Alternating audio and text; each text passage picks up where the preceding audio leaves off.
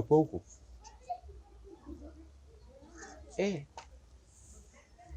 Nitakuwa nimesikia vibaya. Itakuwa ni kuku.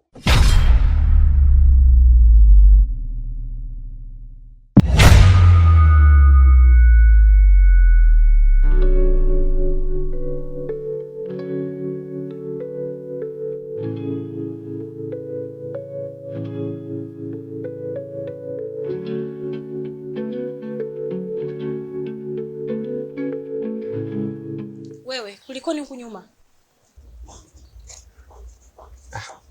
Tajiri, ni wewe?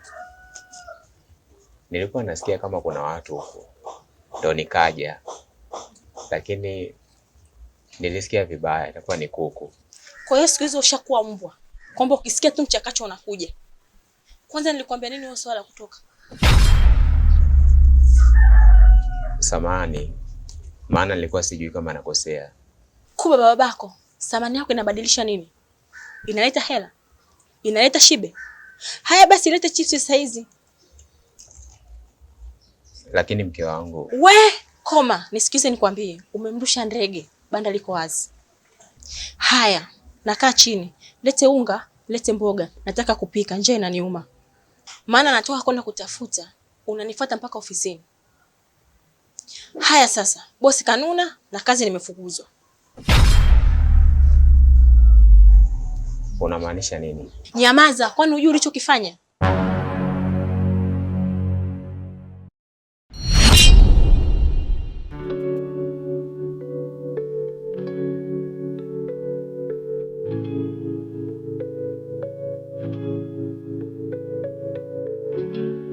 Naomba tusikilizane jamani. Kila kitu nataka kiende kama tulivyokubaliana. Sitaki kusikia makelele kati yenu ninyi na wapangaji wenzenu. Sijui tumeelewana? Sawa Father House, sisi tumekuelewa. Ila ongea na wapangaji wengine kwamba hela za umeme nitakuwa nakusanya mimi hapa. Bila kusahau, mimi ndo nitaipanga ratiba ya usafi. Ninyi hapa mmepanga chumba kimoja tu. Hamjapanga nyumba nzima. Vipi mwe na mamlaka ya kuwapelekesha wapangaji wenzenu na kusimamia? Kwanza mnatakiwa mumshukuru sana Mungu. Na mnishukuru kweli kwa huruma yangu kwa kupata hiki chumba. Kwa sababu ni kosa kisheria kuwapangisha watu watatu wa jinsia moja kwenye chumba kimoja. Ni huruma yangu tu. Sisi tumeelewana? Hebu nyamazeni. Mnaongea nini nyie? Baba samahani, sisi tumekuelewa. Na tutatekeleza kila ulichotaka. Sawa baba? Basi sawa. Ni bora iwe hivyo. Na wewe kidogo unaonekana una hekima wewe.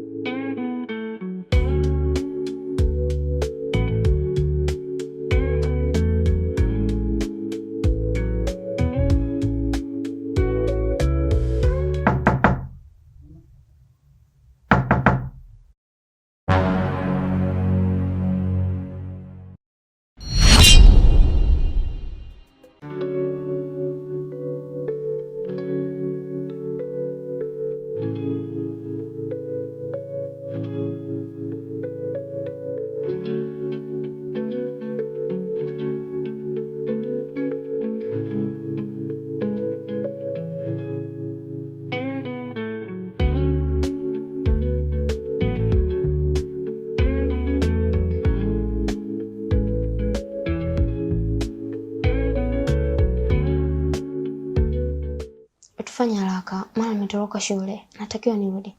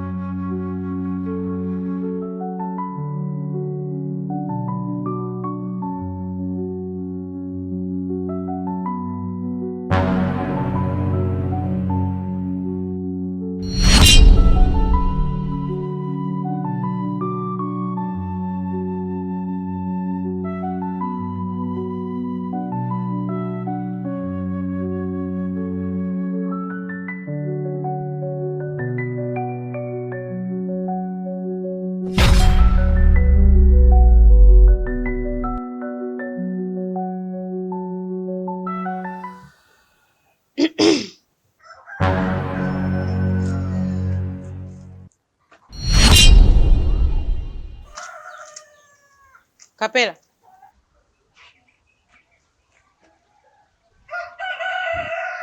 Nakuhitaji ndani.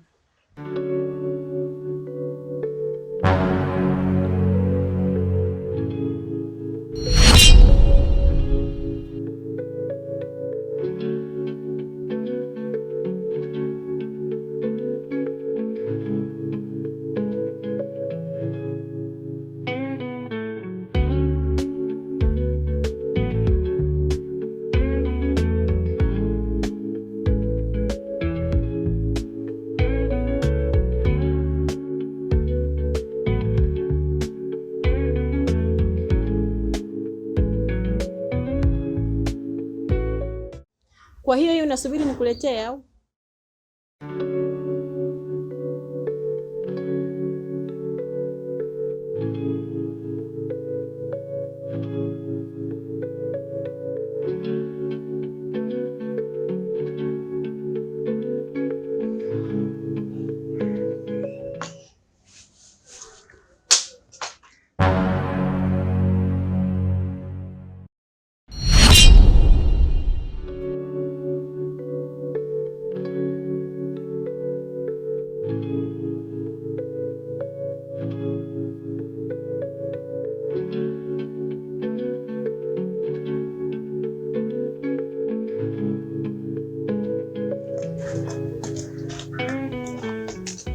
Wewe unioni au? Hebu shika huko. Shika bwana. Nini? Utaki lete. Yaani ninunue kwa hela yangu, alafu nipate tabu tena kujielezea. Wewe vipi? Samahani. Lakini naomba kamalizie kufua baba. Hivi kwa nini moyo ukipenda wambiliki, ila kwa nini moyo ukipenda usikii wewe? Hivi kwa nini moyo umekosa utulivu? Kwa nini moyo unaukondesha mwili wangu wewe? Moyo unayempenda kupendi, ana wake anempenda kwa dhati, unang'ang'ana. Naona unataka kurudi kwenye mfumo, si ndio? Mfumo gani tena? Mbona sikuelewi? Unanielewa sana. Sema wewe Kapela una kiburi sana wewe. Kitu gani kilichokufanya utoe macho pale? Ni yale makalio Mloganzila au yale matiti ya Uturuki? Kapela, kama matiti mimi mwenyewe ninayo. Ili hapo unaliona? Ili sio Uturuki ili. Wala Mloganzila. Ili original. Wewe, sitaki mazoea kipumbavu mimi na madavi yako. Umenielewa? Waja. Sasa, yani huo uivu wako wewe mke wangu wewe. Yani mimi nikisimama tu na mtu au nikimtizama tu nikamwangalie ndio nimemtongoza. Mbona unataka kunivunjia heshima kiasi hicho jamani? Wewe mshenzi nini? Yani kama adabu nitakuvunjia sana. Alafu usinifanye mimi chizi, sawa? Tunza sana maneno yangu. ili kuepuka zahma humu ndani. La sivyo nitakuja nimng'oe mtu shingo. Mshezi wewe. Ikitekeshina atolile li komando wangu. Wajana.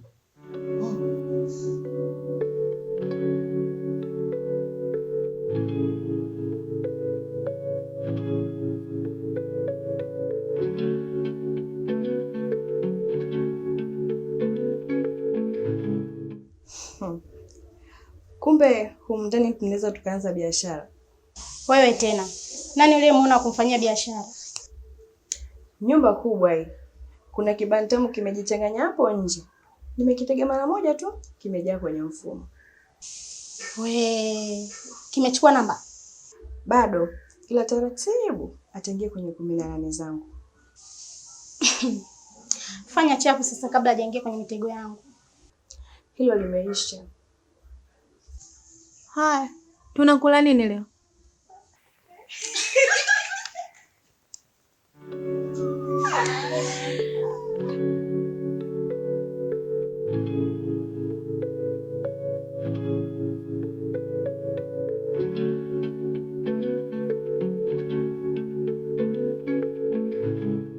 Samani dada, unijui sikujui, lakini kwa sasa sisi ni familia, kwa sababu tunaishi kwenye nyumba moja. Nyie mpo watatu, lakini wewe kidogo ndo nilokuona una ustaarabu, japokuwa sikujui vizuri na wala silijui jina lako. Mimi naitwa Rishaz. Sawa, naomba nikuombe samani kwa mara nyingine. Naomba uambie wenzio kwanza wawe na heshima na vitu vya watu wanavyovikuta kwenye nyumba, kwa sababu vinawamiliki, havijajileta wenyewe. Huo ndio ujumbe wangu kwao, pamoja na wewe. Samani dada, kwani kuna tatizo limetokea? Hapana, hakuna tatizo lolote, ila tunza maneno yangu, kwa sababu usije ukanilaumu wewe pamoja na Jamhuri.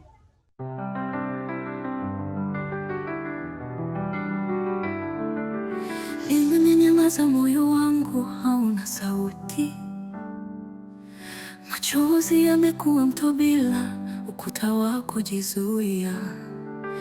Mwanga wa jua upiti, giza la maumivu. Ninaishi lakini roho yangu imekufa. Ni kama upepo umenikata mabawa, na anga limejaa mawingu meusitu. Nalia kimya kwa sababu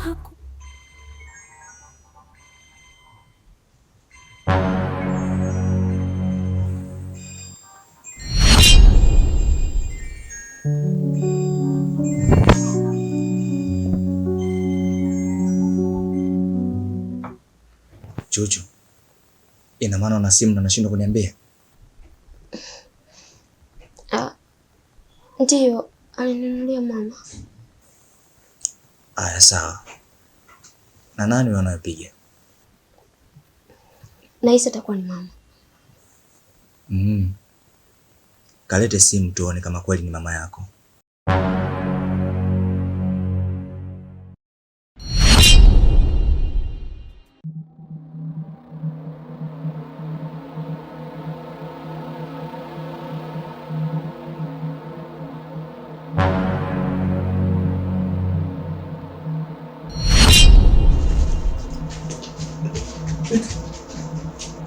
Chuchu, usitaki kuja upande wangu wa pili ujue.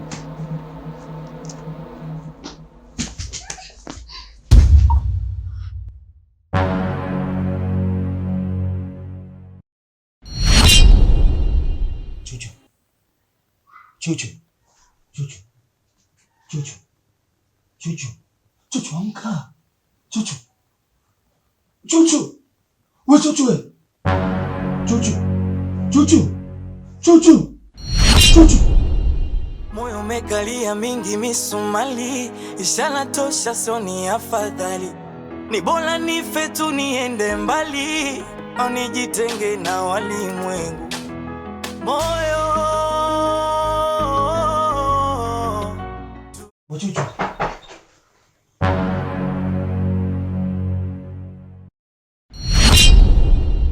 kila siku mikosi imetawala upande wangu.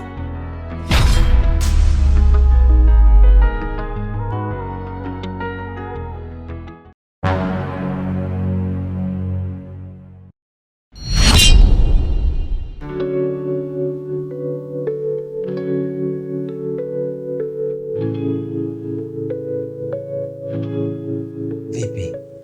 Mbona umekuja bila taarifa? Wewe umechanganyikiwa? Si ni wewe uliyeniambia nije leo?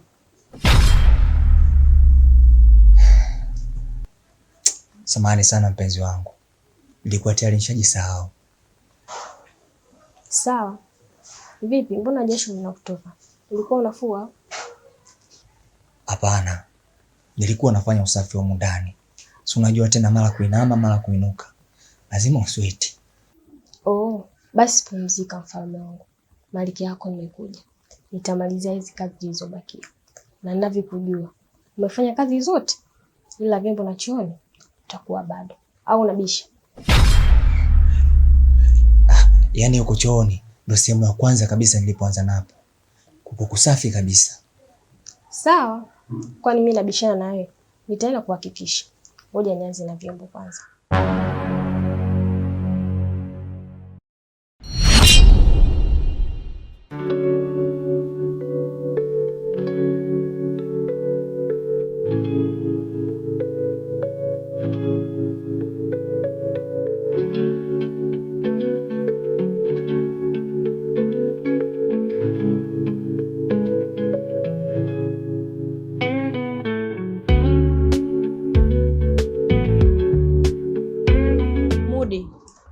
Hii tabia umeianza lini? Hela yangu siioni, na humu ndani tunaishi wawili tu, na nina uhakika ndio umechukua. Ni kweli mke wangu, ila samahani. Mshenzi mkubwa wewe. Unakosa nini humu ndani mpaka unaniibia? Aha.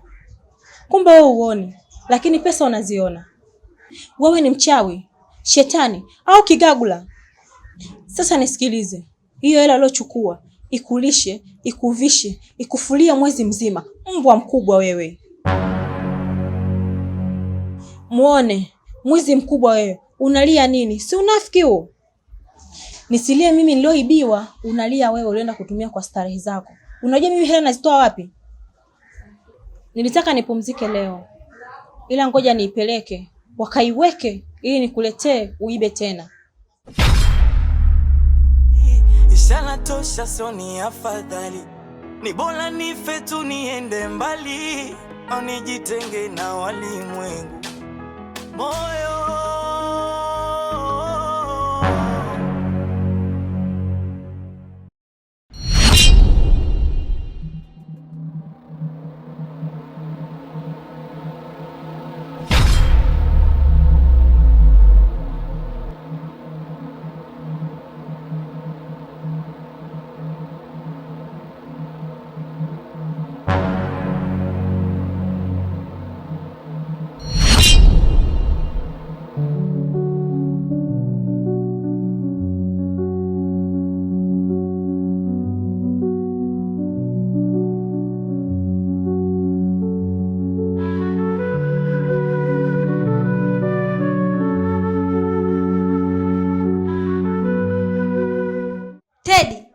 ni upuuzi gani umefanya pale nje?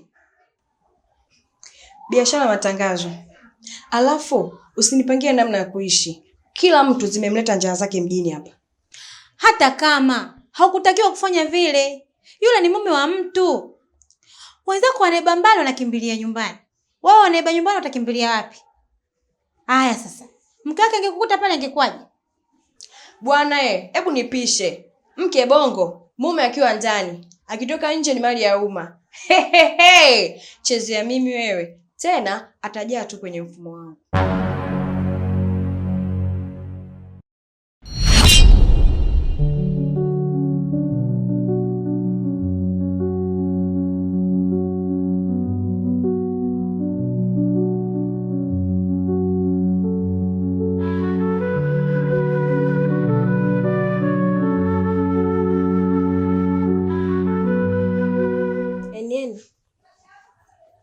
Eneni. Wewe nini? Na vipi?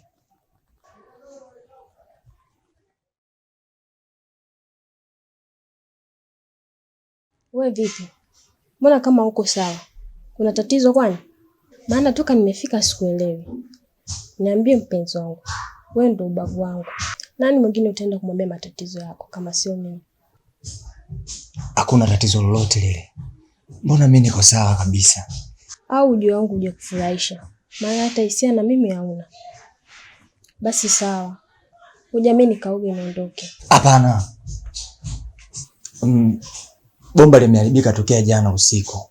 Kwa hiyo maji hayatoki. Cha msingi hapa wewe nenda kaoge choo cha nje. Basi sawa. Ngoja nikachukue sabuni. Sasha. Usiende.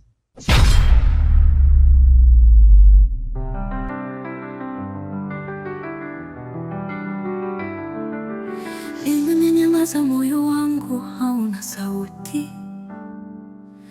Machozi yamekuwa mto bila ukuta wa kujizuia. Mwanga wa jua upiti, giza la maumivu. Ninaishi lakini roho yangu imekufa. Kaka, mpaka huku nafika? Hii yote ni mitaa yako? Vipi lakini? Kwema? Kwema tu. Naona unarudi. Ya, ila sipo sawa. Biashara yangu imeenda ovyo leo. Ila sijakuuliza. Jamani, kwani kuna ubaya kumshirikisha kaka yangu?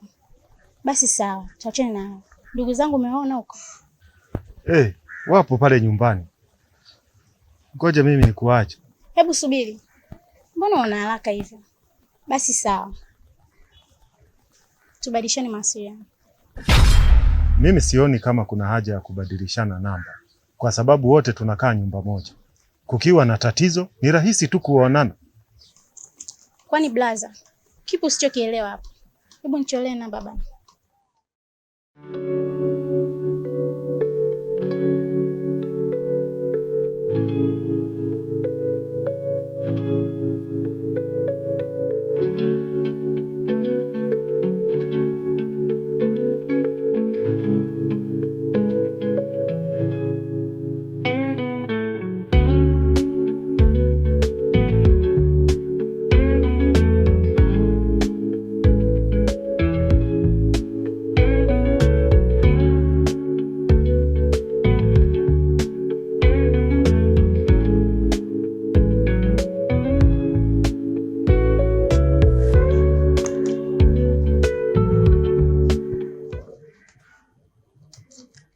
Halo. Mbona utokei? Nimechoka kusubiri. Nina dakika 5 tu naondoka mimi.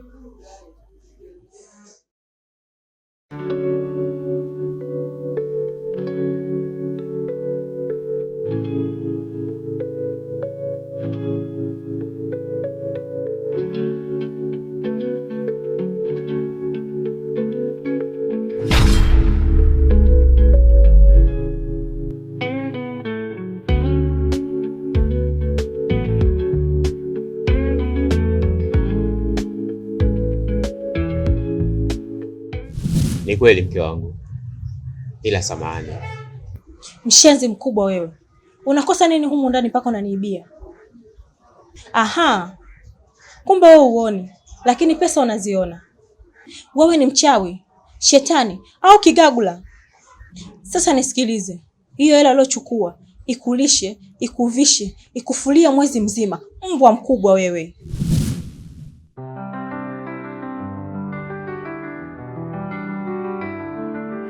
Imenyamaza moyo wangu hauna sauti. Machozi yamekuwa mto bila ukuta wa kujizuia. Mwanga wa jua upiti, giza la maumivu. Ninaishi lakini roho yangu imekufa. Ni kama upepo umenikata mabawa, na anga limejaa mawingu mewasitu, nalia kimya kwa sababu hakuna anayesikia hii duniani. Kwa hiyo siku hizi umekuwa sugu wa maneno au umenizoea sana? Hapana. Unamaanisha nini mke wangu? Kwa nini ulisema kwamba hela umechukua wakati hujachukua wewe? Au ulitaka tu mimi nipate dhambi za bure ili nikifa nikachomwe moto? Naogopa sana uaminifu kiingia mashaka.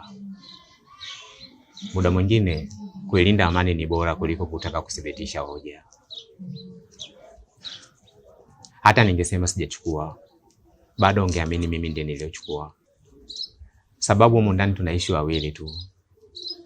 Kwenye maisha, maelewano ni bora kuliko pesa. Na uaminifu hujaribiwi mara mbili. Mengine unapaswa ukubali tu, ili maisha yasonge. Mahusiano ya kweli yanajengwa kwa kuaminiana, na sio kusema niamini. Samahani sana mke wangu. Muda mwingine usiruhusu njaa ikusaidie kufanya maamuzi. Maana ukishiba utajuta. Mudi. Pole mke wangu. Moyo umekalia mingi misumali, ishara tosha soni afadhali. Ni bora nife tu niende mbali, au nijitenge na walimwengu. Moyo tulia, moyo huenda sio sahihi.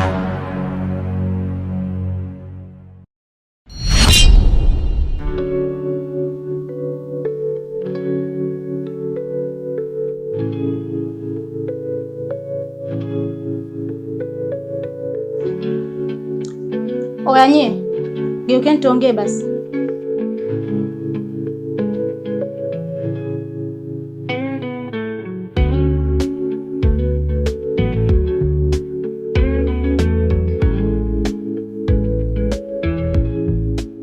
Sitaki kuzunguka sana. Licious, mimi na Teddy tumekaa tumeona bora wewe uhame. Yaani achana na sisi.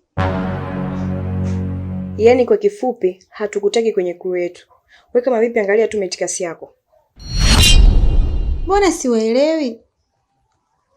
Alafu kwa nini nimekuwa ghafla hivi? Kama mlikuwa hamnitaki, kwa nini mliniambia tuchenge hela tuweze kupanga? Tena mimi nimelipa kodi ya miezi 2. Nyie mwezi mmoja tu. Halafu leo mnaniambia hamnitaki. We vipi? Kwani tulikulazimisha? Kama unataka kuendelea kuishi na sisi, sharti ni moja tu. Tunaenda kufanya kazi kwa madam. Full stop. Hapana. Mimi siwezi. Teddy. Siwezi kujiuza mimi. Basi taa kijani imeweka upande wako. Beba kila kilicho chako na uondoke humu ndani. Teddy, wewe ndio ulinishawishi niache kazi za ndani. Na nilikuwa napata hela nzuri tu. Pia wewe ukanishauri nimwibie bosi wangu na nitoroke. Leo hii unanikana. Mimi nitaenda wapi sasa? We vipi? Akili ya kuambiwa changanya na ya kwako. Mimi nilikujaza tu, ukaingia kwenye mfumo. Mama, changanya makalio na uondoke.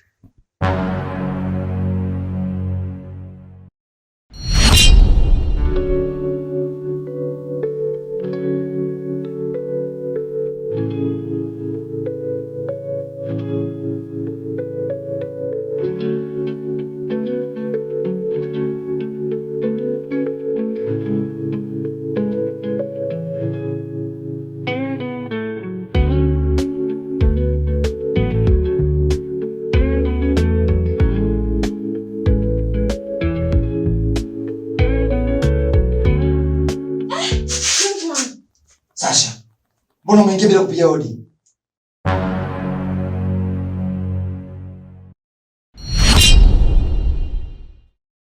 Enieni, umeua? Hapana Sasha. Mimi mwenyewe sijui chochote kile.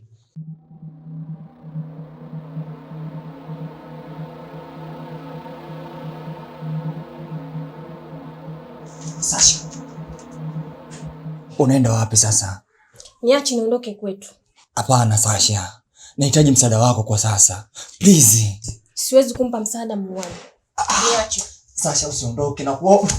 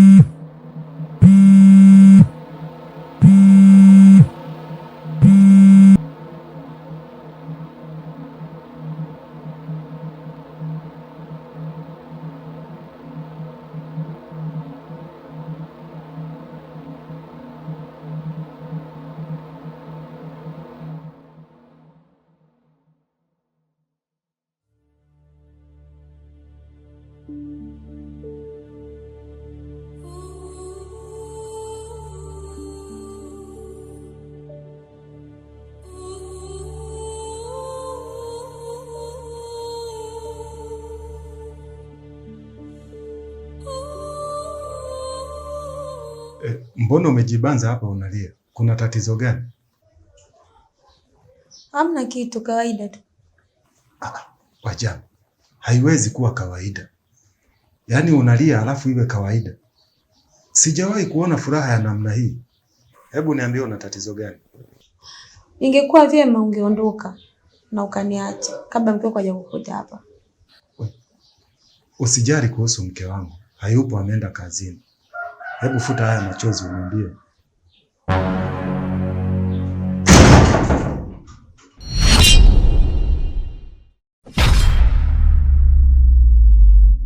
Mke wangu. Kaa kimya.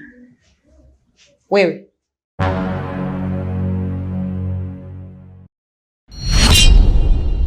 Moyo umekalia mingi misumali, ishara tosha soni afadhali. Ni bora nife tu niende mbali, nijitenge na walimwengu. Moyo tulia, moyo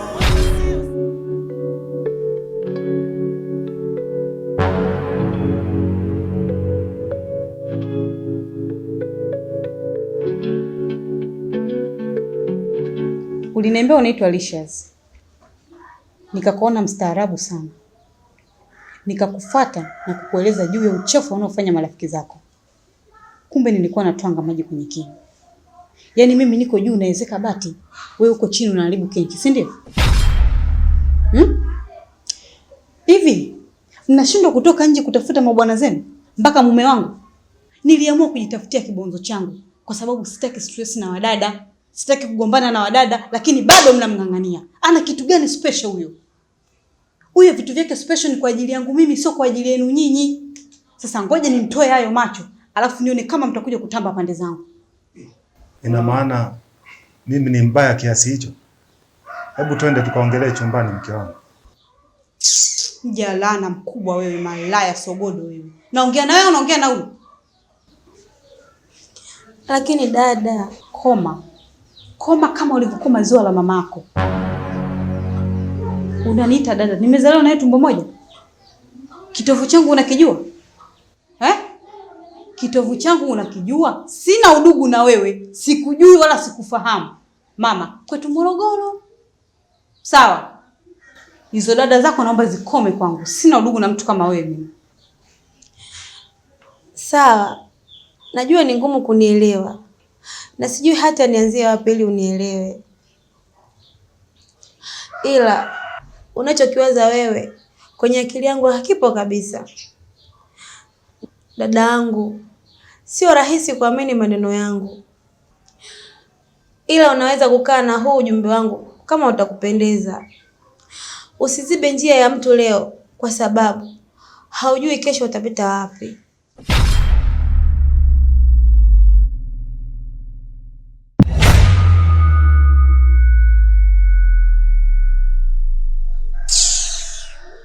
Alafu wewe Kapela, unanijua fikra, yaani unanijua A to Z. Nadhani umenisahau siku hizi, si ndio? Usitaki kurudisha mashati yangu ya nyuma, kitambo sana kunishachaga mimi. Ila nakuona unanichokonyoa chokonyoa tu. Sasa, ngoja nikutoe hayo macho, afu nione malaya zote kupatia wapi. Mshenzi wewe.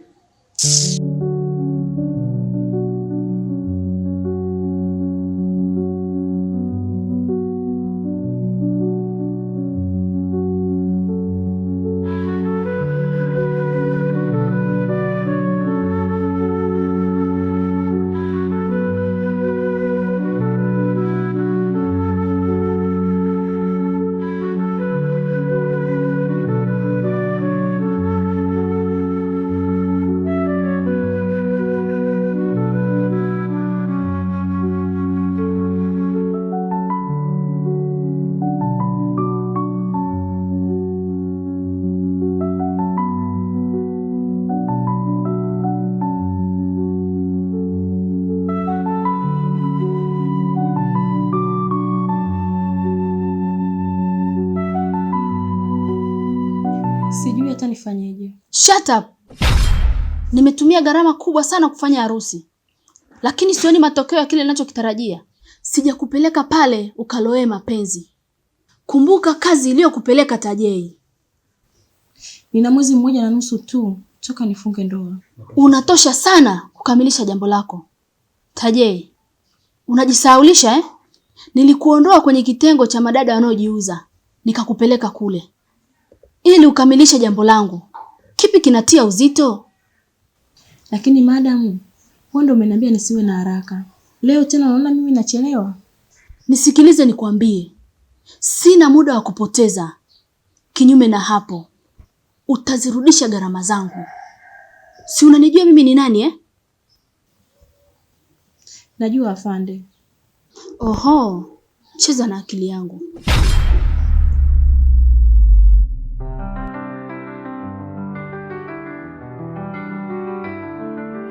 Imenyamaza moyo wangu hauna sauti. Machozi yamekuwa mto bila ukuta wa kujizuia. Mwanga wa jua upiti, giza la maumivu. Ninaishi lakini roho yangu imekufa.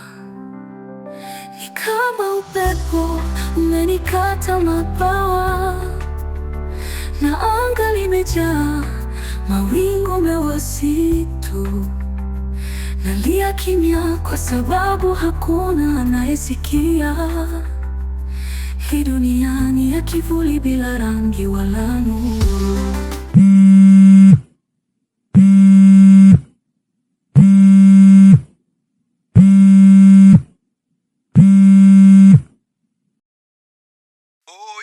Oi, uko wapi wewe fala? Na kutafuta sana unajua, kwani uko pande zipi? Kuna sehemu nipo. Vipi bwana? Tuachane na hayo. Yule demu wako wa kusoma yule mdogo, sio anaitwa nani? Sijui Chuchu. Amepotea mwanangu. Asijui kama taarifa unayo. Asante kwa taarifa.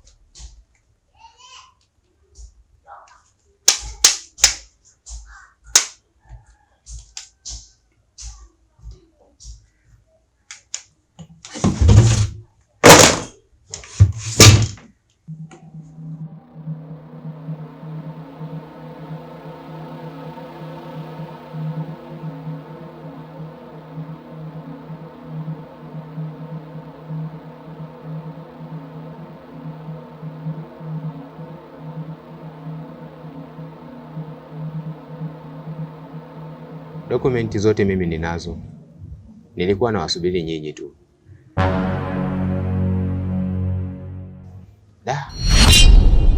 Hapo sijui itakuwaje. Kuja ofisini kwenu itakuwa changamoto. Nina tatizo la macho. Hayaoni kabisa kiongozi. Hilo halina shida. Na kuhusu hati za nyumba na dokumenti zingine, zote ziko pale kwenye... Malizia, ziko wapi?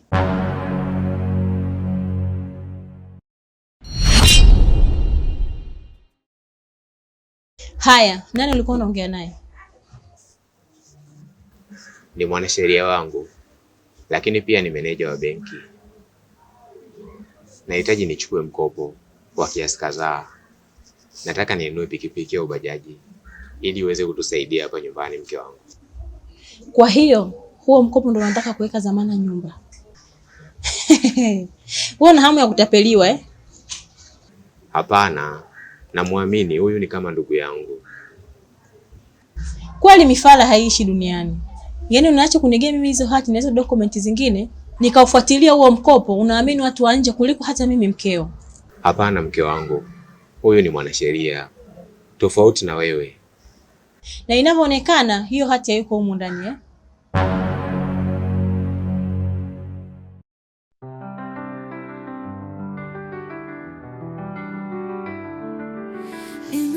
Nyamaza, moyo wangu hauna sauti.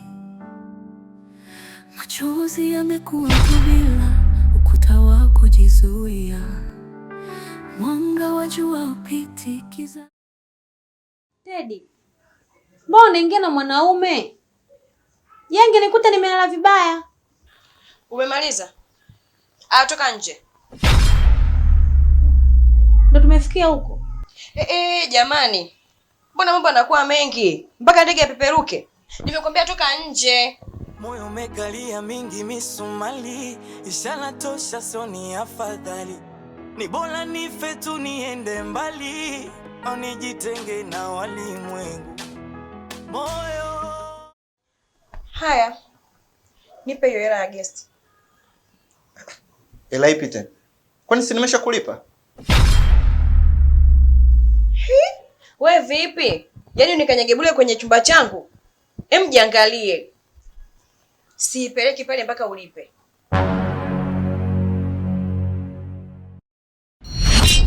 Basi hamna shida. Nitakutumia kama ile nyingine nilivyokutumia. Saa ngapi utatuma? Simu si unayo hapa? Tuma kabisa. Gari ipo stendi. Abiria akijaa na ngoa.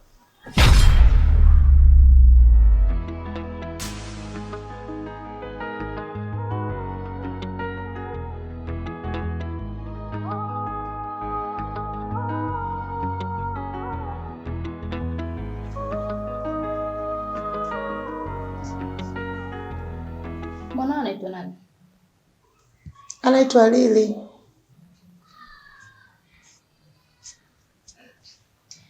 Ana umri gani? Nimemzaa tarehe 6 mwezi wa 5 mwaka 2005. Mpaka sasa ana miaka 20. Hapo nyumbani aliondoka saa ngapi? Na anarudi saa ngapi? Aliondoka asubuhi saa 12. Huwa anarudi saa 11.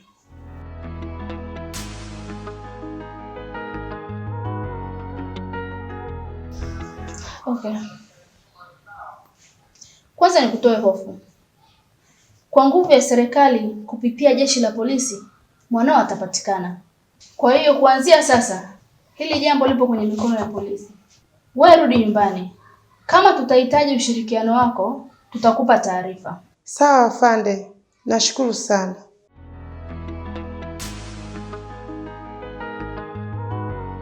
Afande Rama. Njoo mara moja.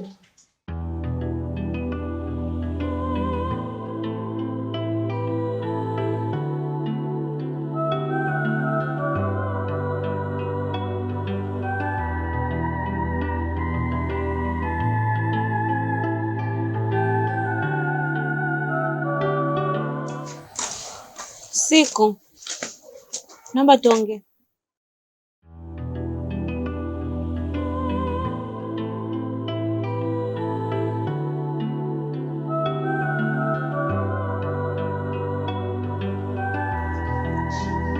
Kwa nini hii nyumba mnaifanya kama dangulo?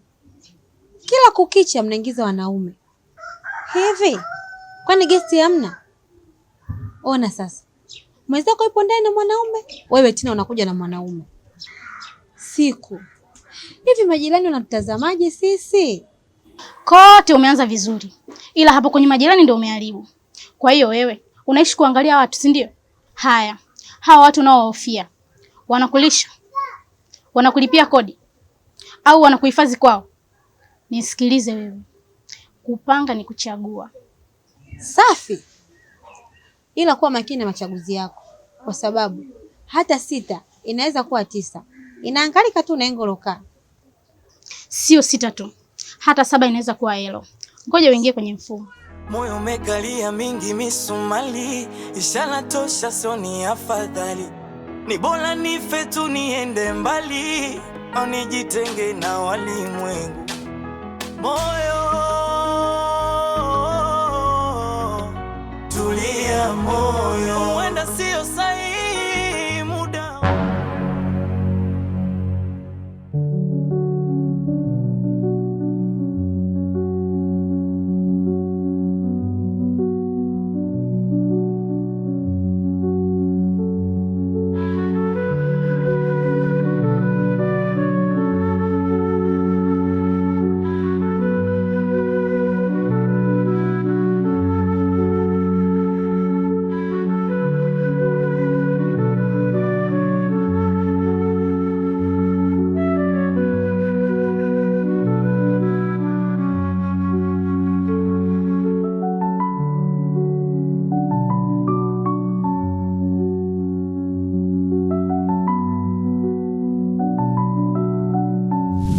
Najua kuwa wewe ni mwanafunzi. Labda nikwambie kitu kimoja. Mimi najitambua na sijakurupuka kuja kukuambia hili. Sasa sijui unafeli wapi. Najua. Kama wewe ulijipanga ili uje uniambie, basi hata mimi sipaswi kukurupuka kukujibu. Nipe muda kufikiria hili. Hapo ndo mnatufanya tuonekane sisi tunaongea sana. Mbona jibu rahisi tu? Ni yes ama no. Tatizo liko wapi sasa? Acha kujiongopea mwenyewe. Tumaini lako wewe na matarajio ni kupata jibu moja tu ambalo ni yes. Na vipi nikisema no, kulinda heshima na ndoto nilikuwa nayo? Niwe tu mwazi. Nakupenda sana. Ila kwa sasa siwezi kuingia kwenye mahusiano. Nisubiri nimalize shule ili tuwe huru na mapenzi yetu.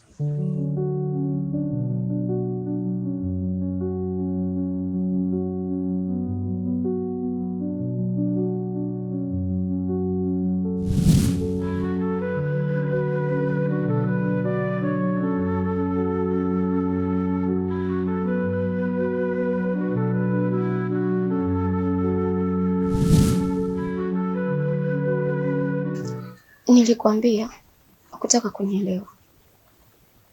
Mwanzo ulisema unajielewa. Aya, sasa kiko wapi? Nilijitahidi kupambana kama mwanamke na kondomu nikakuletea. Lakini nilipotoka tu kuoga mwenzangu kazitoboa. Kwa maana ulikuwa unajua nini unakifanya. Nitakuwa mgeni wa nani?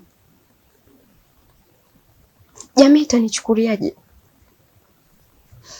Na yule mama mjane anayeamini kupitia mimi kwenye maisha yake, kipi nitamweleza? Mama wangu amejitahidi sana kunisomesha. Leo ajisikie mimi nina mimba, atanichukia maisha yake yote. Usiseme hivyo Chuchu. Mimi niko tayari kuilea hiyo mimba mpaka unajifungua. Usiangalie kuilea mimba, angalia karia yako. Mimi ni mwanafunzi. Je, utailea mimba ukiwa jela?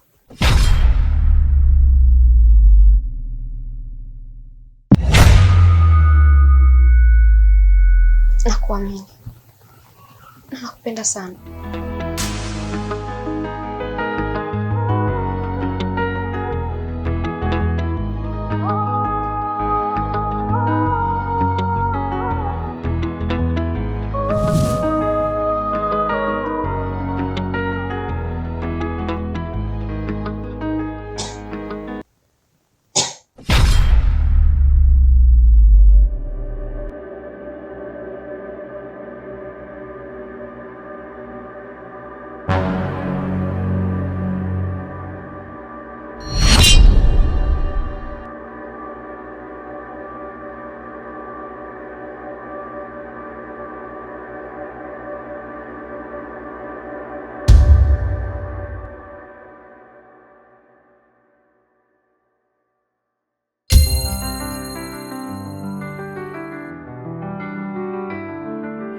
Imenyamaza moyo wangu hauna.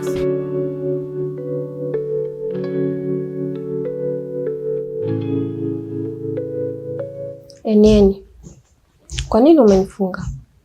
Kwani mimi kosa langu lipi? Sasha, kosa lako ni kwamba hutaki kwenda sawa na mimi.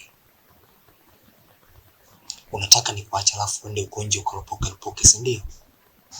Unafikiri mimi utanika kwenye mazingira gani? Sawa. Wewe unatakaje? Vizuri. Nahitaji msaada wako. Upi? Nahitaji tukautupe huu mwili. Haya, sawa. Plani yako ipoje? Kwa sasa sina plani yoyote ile. Ila zumuni langu ni kuna kuutupa tu. Umeshafikiria baada ya mwili kutupa maisha yako mbele atakuwaje? Hata sijui kwa kweli.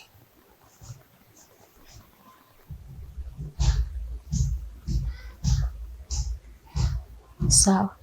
Nina plan. Plani gani? Nifungue kamba.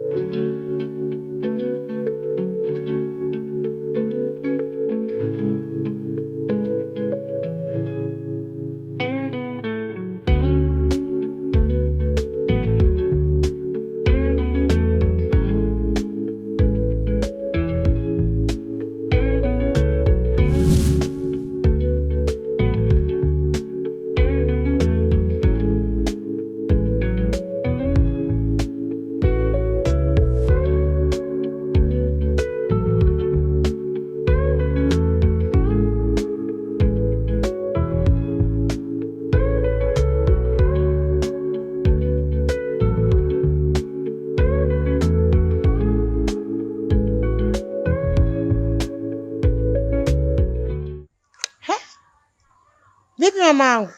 Mbona leo mapema hivi? Najisikia vibaya leo mama. Unaumwa? Hebu njoo kwanza mwanangu nikuone.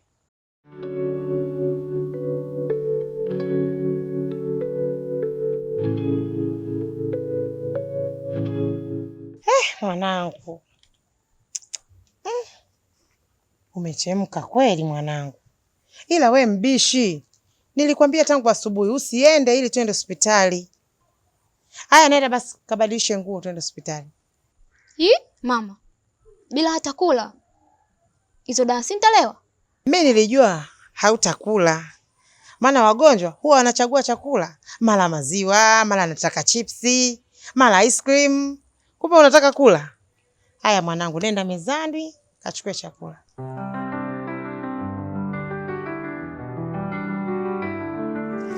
Sasa hili begi unamwachia nani? Nimekuachia wewe ubebe. Mimi ni rais wako wa baadaye ujue. Haya anza kunitumikia sasa.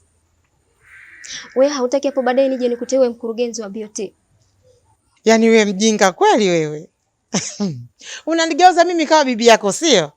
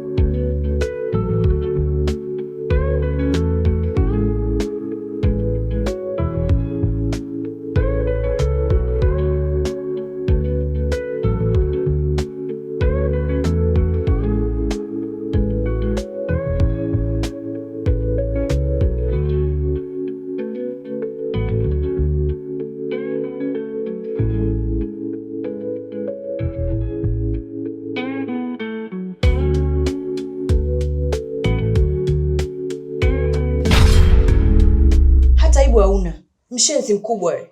Yaani wewe umekilaza tu huko ndani. Wewe tunapambana huko nje, wewe unakuja tu kula. Nyo. Ina maana ndo tumefikia huko? Sio huku tu. Hata kule tutafika. Halafu wewe, si tulikwambia uondoke. Shida nini? Mnakosea sana. Hii hatua mlofikia ni mbaya. Hatua mbaya. Vizuri umetambua hatua tulioifikia. Ni muda sahihi wewe kufanya maamuzi.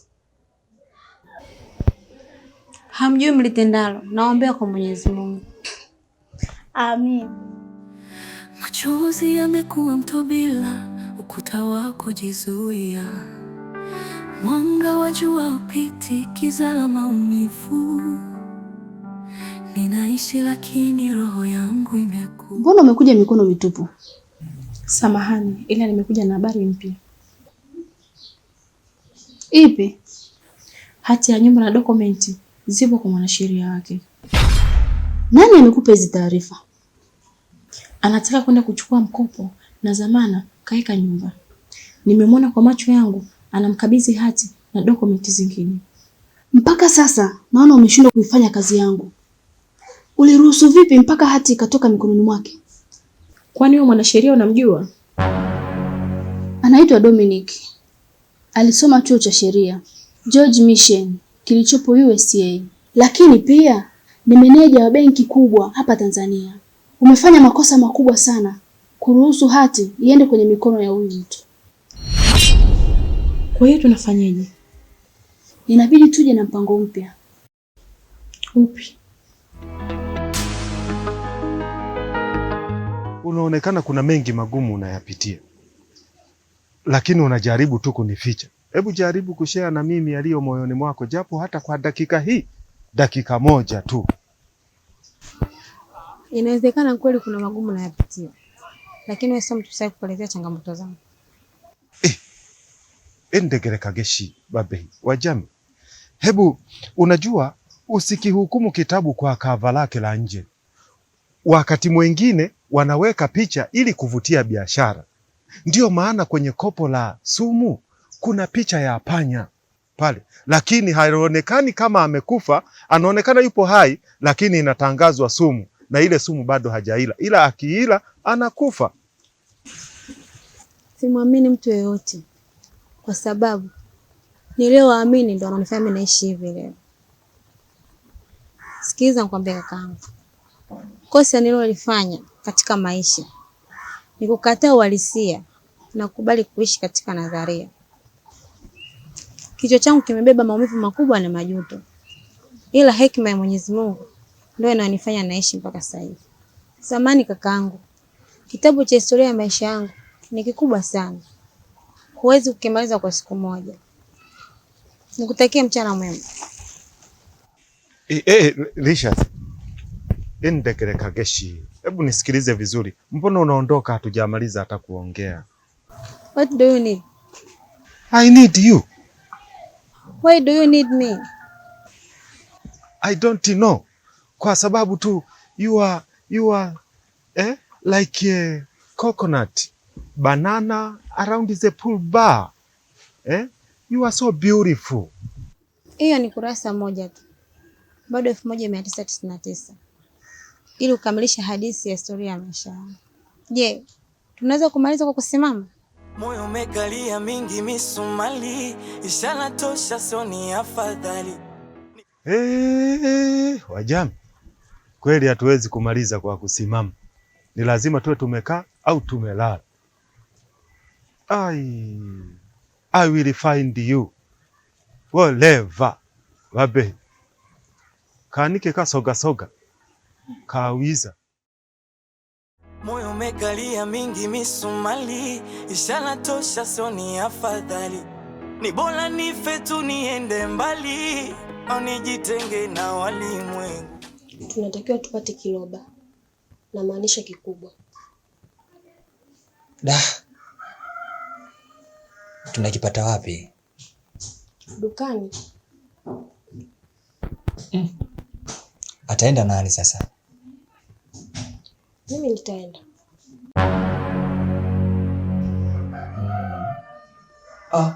We. Nitaenda mimi. Sawa.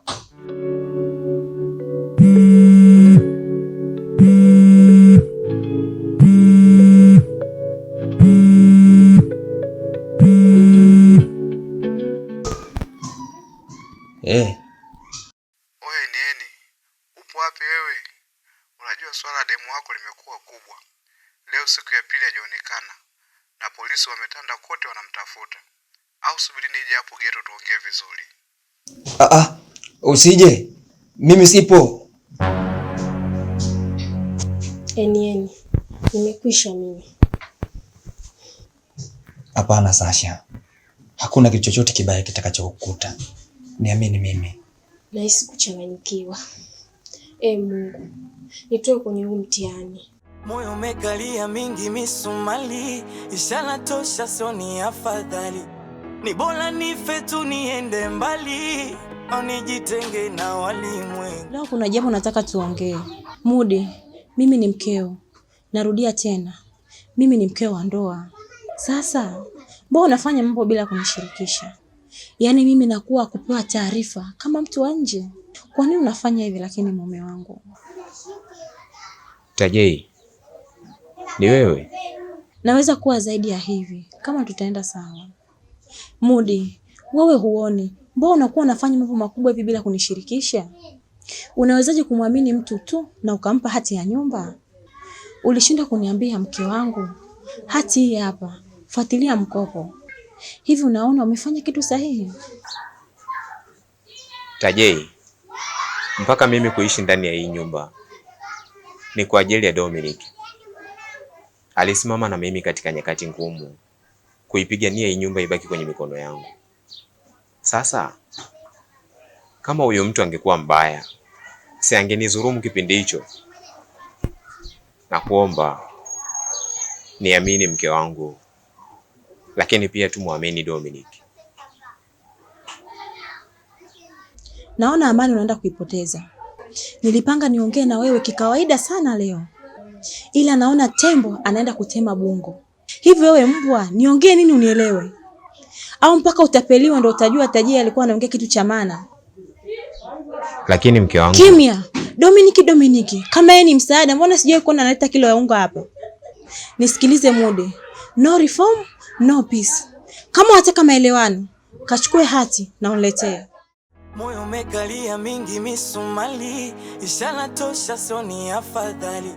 Ni bora nife tu niende mbali, au nijitenge na walimwengu. Sijui nianzie wapi mtaalamu, maana nimechoka mpaka akili. Anzia hapo hapo. Unasemaje mama? Mwanangu amepotea kwenye mazingira ya kutatanisha. Hata sielewi yuko wapi mpaka sasa hivi. Basi mama, punguza kujieleza sana. Anaitwa nani mwanao? Anaitwa Lilian Kaule.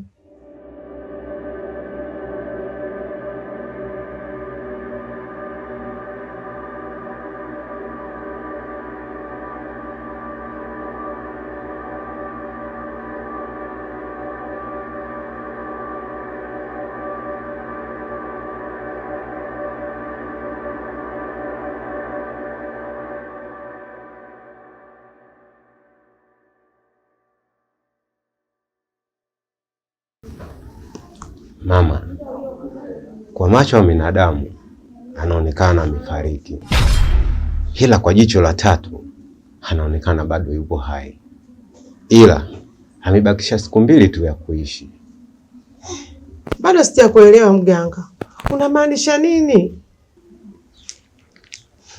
Taratibu utanielewa. Labda unataka nini kifanyike?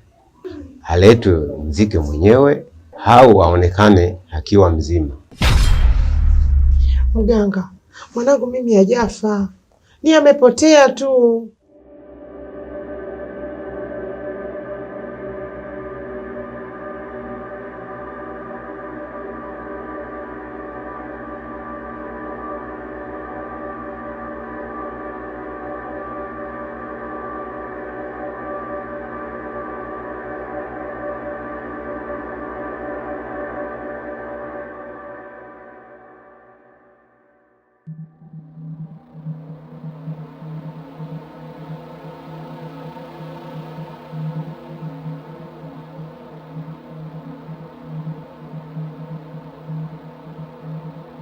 Tazama hapo.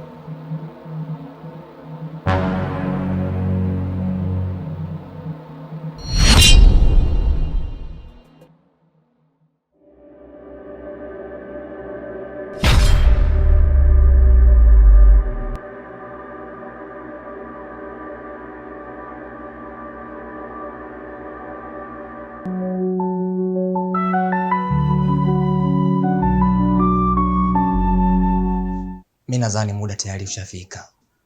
Tufanye mpango tuondoke. Acha haraka basi. Jua bado halijazama vizuri. Tusubiri kidogo. Hapana. Usiku sana jao. Maana kuna sungusungu wengi sana huku mtaani kwetu. Tufanye sasa hivi.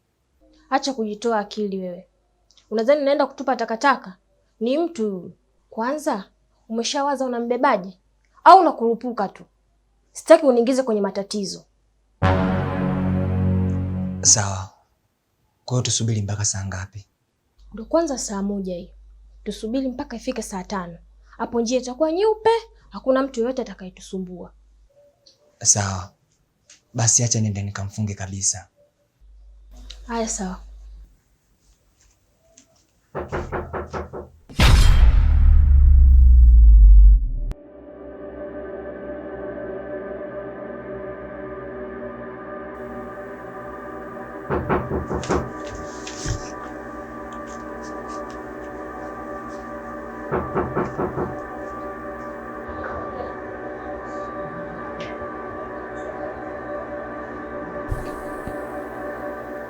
Nani? Oya, fungua bana, Side hapa.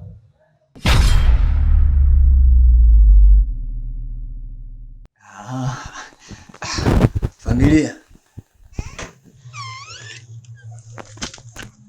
Oya, vipi mwamba? Fresh.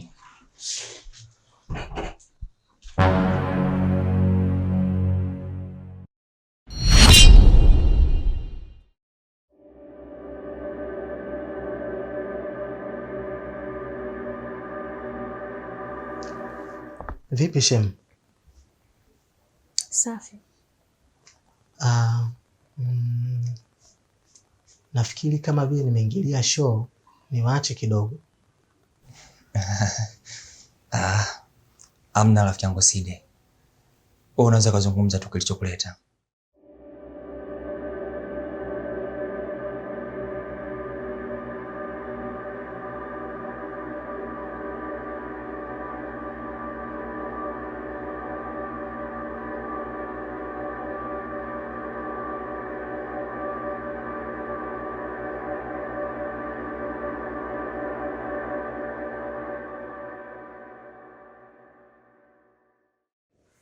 Najaribu kufikiria nitaweza vipi kulienda ili penzi ikiwa wewe ni mume wa mtu.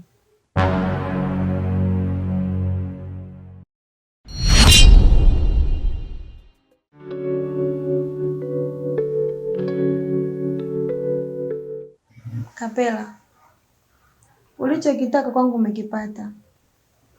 Sioni sababu ya kuendelea na haya mahusiano tena, kwa sababu kudeti na wewe ni sawa sana kuiweka roho yangu rehani. Lishaz, indegerekage. Sawa, wewe ni mwanamke jasiri, strong, tena unajiamini sana. Sioni sababu ya wewe kuendelea kuongea hayo yote. Wahenga walisema, kila jambo lenye ugumu, Mungu ana mpango nalo. Kwa hiyo, hapo unatakiwa uchague moja kati ya haya mawili. Ni kuoe mke wa pili au ni muache mke wangu wewe uingie pale mjengoni ujinafasi yani mwaya tu. Hivi nyinyi wanaume mna shida gani? Ndio kusema wanawake si walimu wetu vipofu? Nisikilize nikwambie, sipo tayari kwa jambo lolote hapo. Kapela, kuolewa na wewe ni sawa na kujamba vitani. Sisi wanaume hatunaga matatizo. Sisi wanaume tuna akili sana. Tena nikiongeza chochote tena kwenye hili nitakuwa mnafiki. Ila mimi msimamo wangu ni ule ule. Sasa hapo inatakiwa unipe jibu moja tu. Yes au no. Unafikiri ua zuri kama hili nani anaweza kuliachia? Yaani ua zuri kama hili inatakiwa liendelee kumwagiliwa maua ili liendelee tu kunawiri. Na kule nyumbani watoto weupe kama nyie nikikufikisha tu pale abangwa na burugu, abangwa na kapela, piebayo toladovi geregere. Piebale shangilia. Machozi yamekuwa mto bila ukuta wako jizuia. Mwanga wa jua upiti.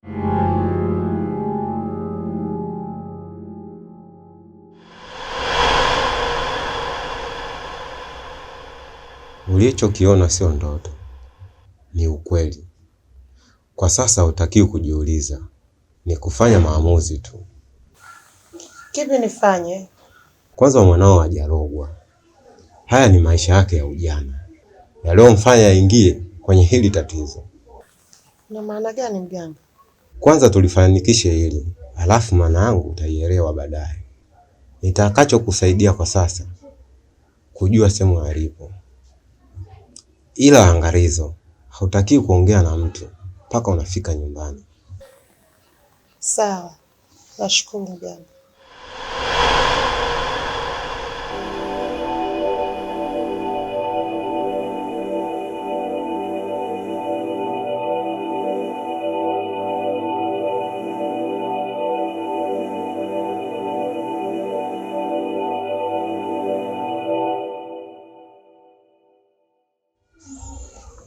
Ukifika nyumbani, nenda moja kwa moja bafuni ukaoge. Baada ya hapo utaona mwongozo wa kukuongoza mpaka sehemu alipo. Sawa, nashukuru mganga. Kwa hiyo tunafanyaje? Ukifanikiwa utaleta asante yako. Kwa sasa weka sadaka tu.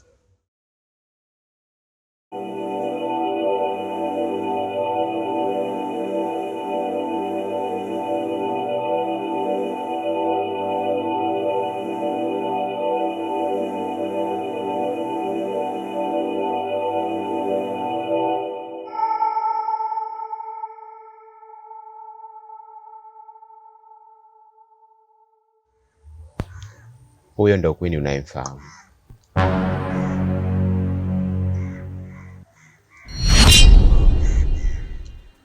Kwa nini yupo katika hali kama ile? Kipi kimemkuta? Unajua Queen alikupenda sana na aliamini wewe ndio mwanaume wa ndoto zake, na anachoamini ulimwacha kwa makusudi. Sasa mimi kumwacha na yeye kuwa katika hali kama hii inahusiana nini? Kuna jamaa anaitwa Kapela. Yeye ndo sababu ya yote haya.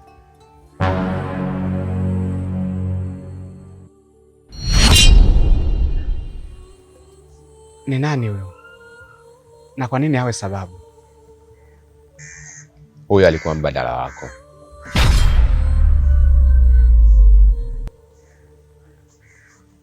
Ina maana Queen alinichiti, si ndio? Hapana, hajakuchiti. Ila alikuwa anatimiza haja ya matamanio ya mwili wake. Hivi ni mwanamke gani angeweza kuvumilia miaka 5 bila kunyonya pipi ya kijiti, wakati angeweza kupewa na mwanaume yoyote yule kama zawadi? Sawa. Kipi kimemkuta? Saa ngapi saa hizi?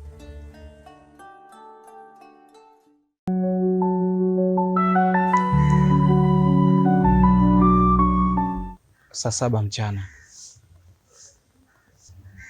Nirudishe nyumbani, maana mwanajeshi wangu anakaribia kurudi. Lakini hujanijibu swali langu.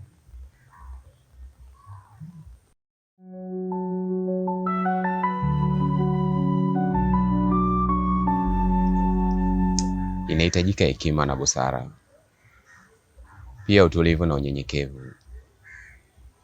Ndio maana wahenga walisema uzuri na utamu wa kazi ya kuajiliwa unategemea na roho ya bosi.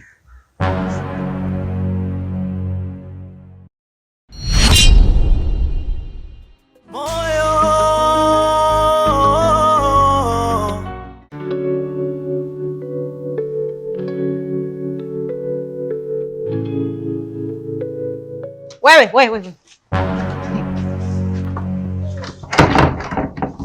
Haya. Nana unaondoka hujanijibu chochote. Hii imekaje? Kukaa kimya nayo usinijibu. Kwenye hilo mimi nimeshakujibu.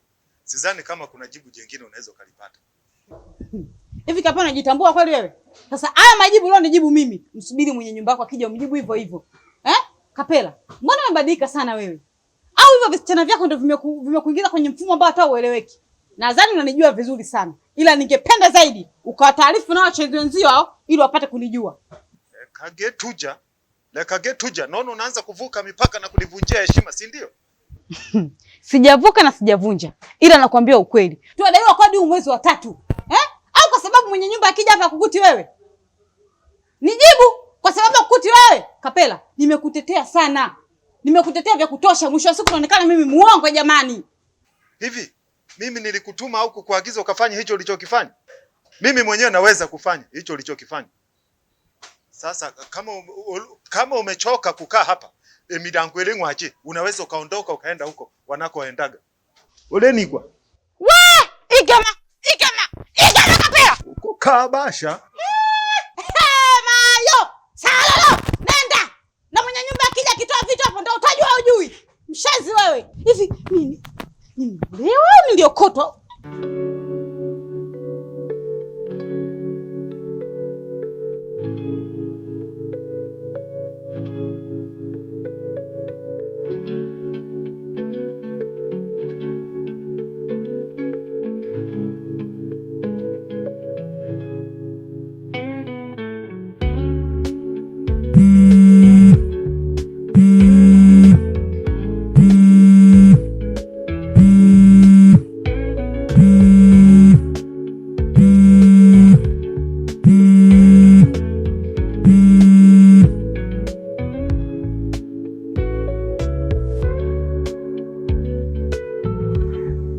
Uniform na begi mwembamba mweupe, alafu kichwani amesuka.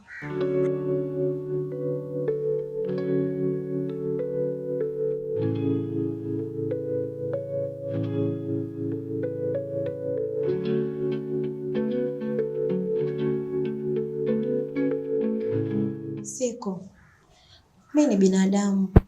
Kama kuna sehemu nimewakosea, naomba mnisamehe. Napitia kipindi kigumu. Sawa.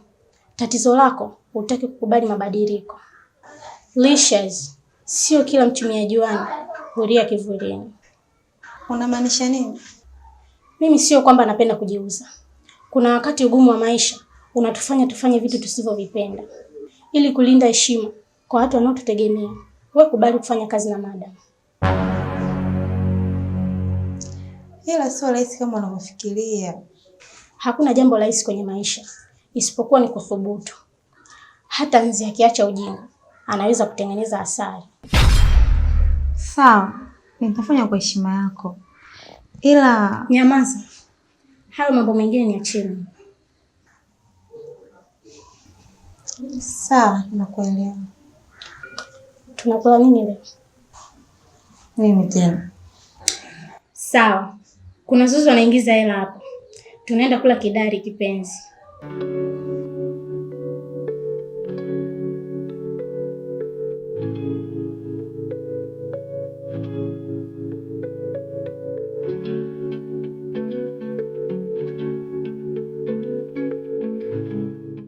Eni, kwani ilikuwaje?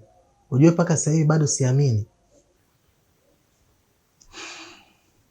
Niamini Side, sijafanya kitu, yaani ghafla tu, sijui hata ilikuwaje. Eni, hebu acha upuuzi.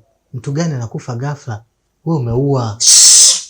Usiseme hivyo, watasikia nje huko. Bora wasikie. Mimi siwezi kunyamaza, na hapa nenda polisi kutoa taarifa. We, subutu. Saidi, tumia akili. Ukienda kutoa taarifa polisi, sisi wote watatu tunakwenda jela. Bora iwe hivyo. Saidi, anakwenda mimi niacheni ondoke bana. Saidi, niacheni mimi ondoke. Saidi, nakuua. Nakuua. Wewe. Niachi. Nakuua. Sisi nakuua. Nakuua.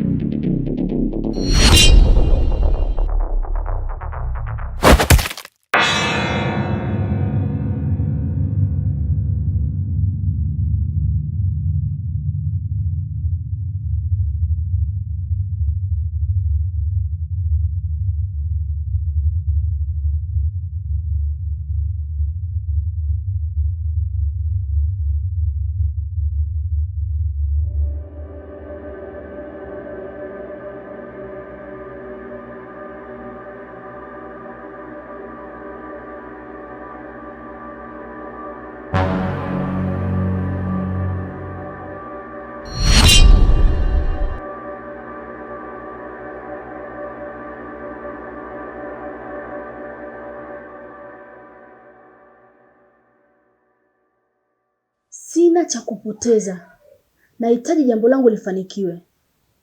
Sawa bosi, kauli yako ni amri kwangu.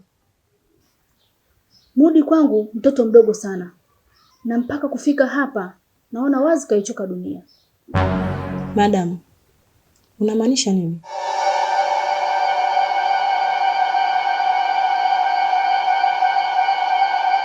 Madam, hii ni nini? Chukua na ufate maelekezo.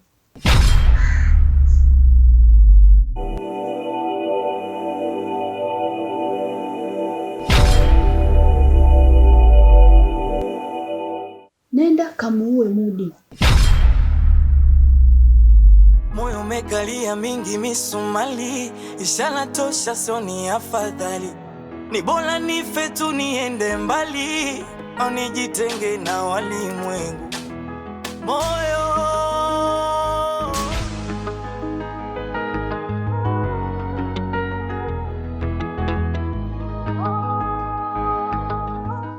yawezekana mimi sio mzuri kiivo, lakini nikawa na kitu special sana cha kunifanya nikae kwenye ndoa. Labda niingie kwenye pointi. Unijui, sikujui. Kwa hiyo mimi ni mtu mbaya sana. Mimi naona bado hujafika kwenye point. Labda ungeniambia maana halisi ya tafsiri ya maneno yako. Oh, upo sahihi. Labda nikukumbushe jambo. Wewe pamoja na wapumbavu wenzio, siku zote kuku mgeni atambuliki bila kuwa na kamba mguuni. Ila siku hizi mfumo wao umebadilika sana. Utambulika kwa kuzurula na pasipo kuwa na misingi ya kuishi ugenini. Sasa nenda kawaambia hao wajinga wenzio, siku zenu zinasomeka. Muda si mrefu kitawalamba. Kumbe familia. Mimi nilijua uziezi hizi pigo. Kumbe ni mwalimu. Labda nikwambie jambo. Sifa yangu kubwa, napenda shari kuliko kula. Kwa hiyo cheza vizuri faulo zako. Usije ukadondosha kwenye 18. Sitokuacha. Safi binti. Mimi mwenyewe hapo hapo kwenye kula, yani napenda kuliko kitu chochote. Sasa nakuruhusu. Nenda kaonge marefali pamoja na kamisa ili wakuongezee muda uwanjani. Ila ili game utoboi.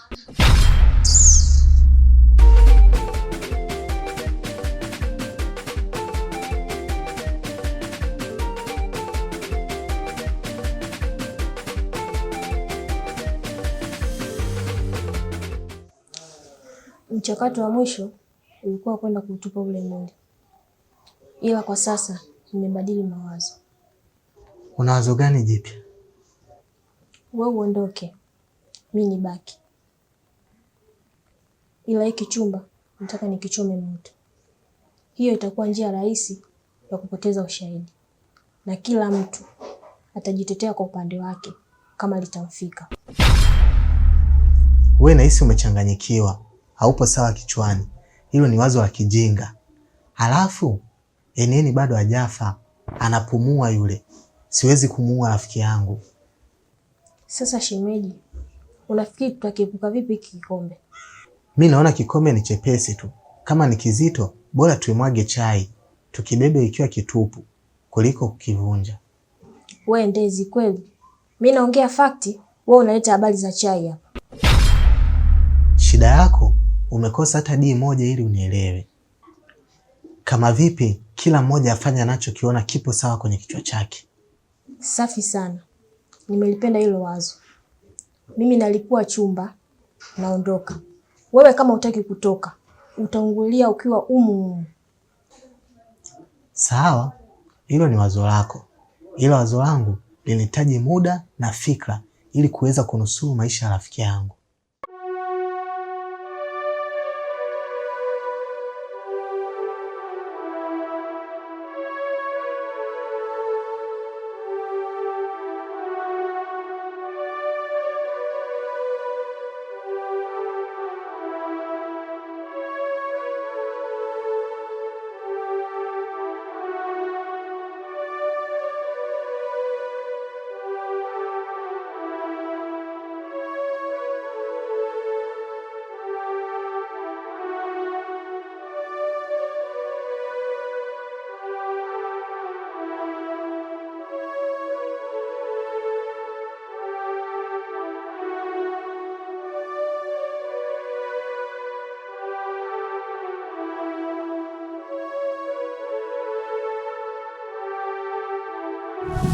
Sijui kama nitakuwa sahihi kwenye hili, ila akili na matumaini yangu ipo kwako.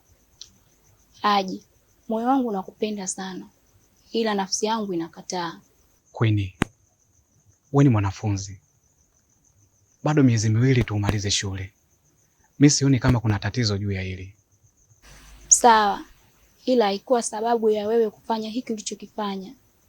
Haji, umeshindwa kuvumilia miezi miwili. Nimefanya nini? Basi ungenishirikisha, lakini sio kumwagia ndani. Unajua kabisa mkondo wa bahari ya Shamu uko wazi, kila taka zinapita. Haji, nina mimba yako. Hebu usilete masiala kwenye userious.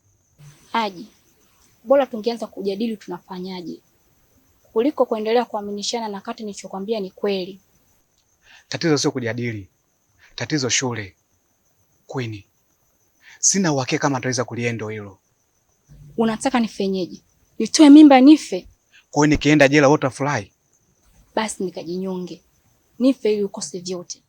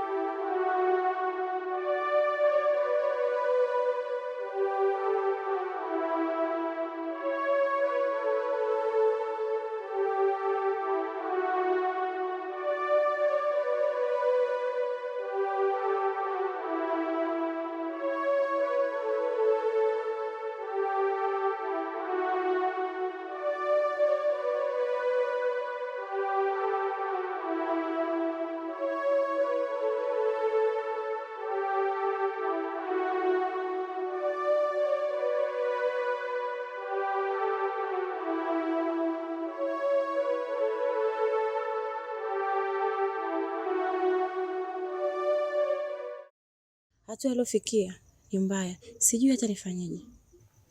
Kwani umeanza kumpenda? Sina hakika, ila hana hatia. Punguza ujinga kwenye kichwa chako. Mpaka ulikubali kufanya hii kazi, maanake ulikuwa tayari kwa kila kitakachojitokeza mbele. Tajay, kuwa jasiri kwenye hili. Without pain, there is no happiness. Kula mtoli, nyama zipo chini. Hata ingekuwaje, siwezi kumwaga damu ya mtu bila hatia. Kwa hiyo, wewe unatakaje? Nina mpango, nahitaji unisaidie kwa gharama yote ile. Niko tayari. Kuba babake. Vitu vyangu hivyo. Si unajua la mechi magoli. Haya, nipe pasi nitie nyavuni. Nisikilize Teddy, nisipofanya hivyo, madam ataniua na mimi sitaki kufa kizembe. Kwa hiyo mimi siwezi Tajay. Oho. Basi nitaanza na wewe.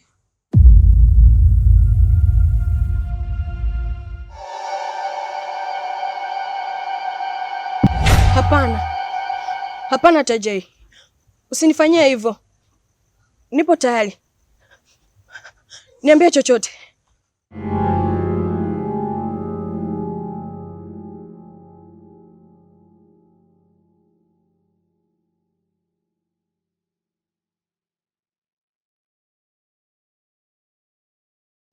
Dunia imenielemea kwa sasa.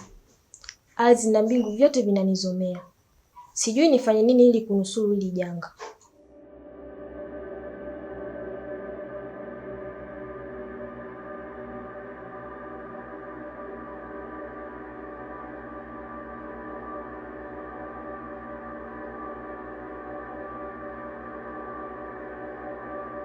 Tatizo plani zako za ovyo.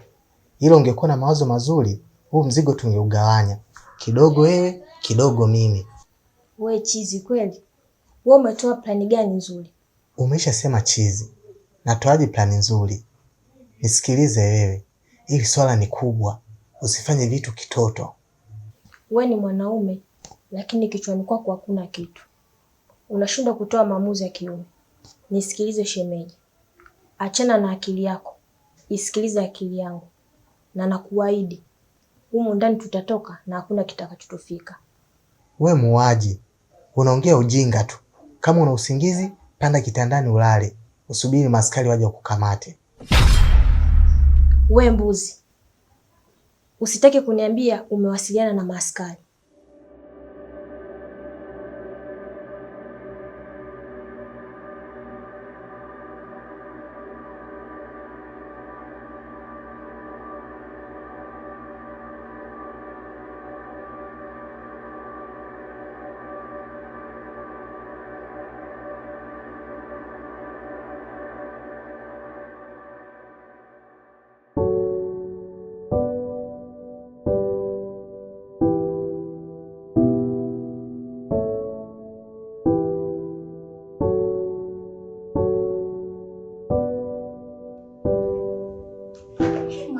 Mchongo umetiki. Twende tukale bata. Mpaka kukuone wivu.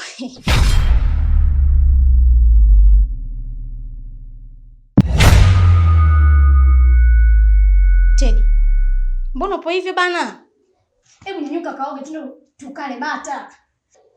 Siku. Sipo sawa, naomba uniache.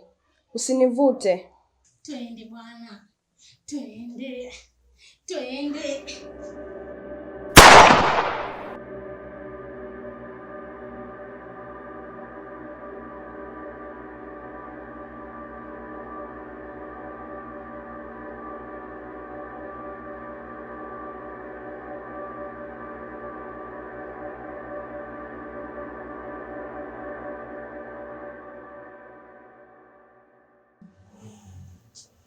Ni nini hiki? Hii si bastora hii. Na ni ya kazi gani? Siku.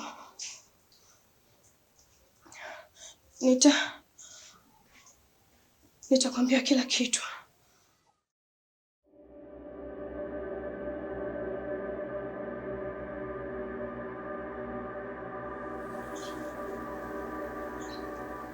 Mama yake alikubali kulea mimba, na miaka 3 iliyopita alijifungua watoto wa kike. Japo alijifungua kwa mateso na manyanyaso makubwa sana, kwa kukosa huduma stahiki, ila bado alikuwa na upendo mkubwa sana juu yako, na mwanae alimuita Kamila Haji. Mudi, nina mtoto mimi. Ni wa kike na ana miaka 3 kwa sasa.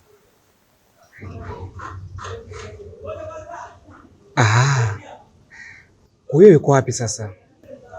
Hapo ndipo tatizo lilipo. Queen alipojifungua mama yake alifariki. Alibaki akiwa hana msaada.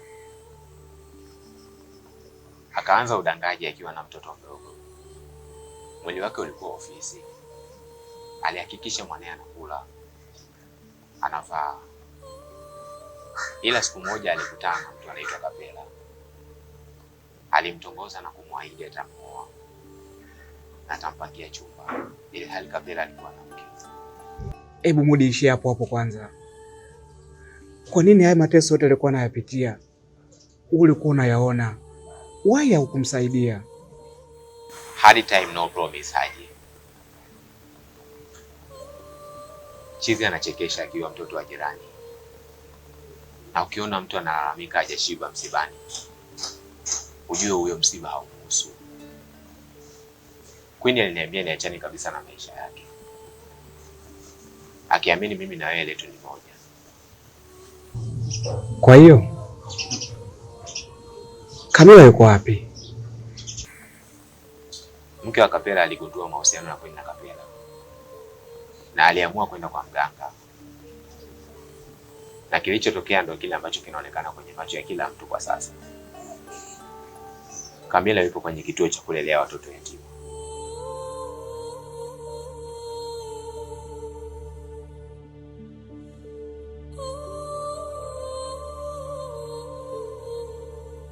Kwa hiyo lile tatizo ni la kulogwa.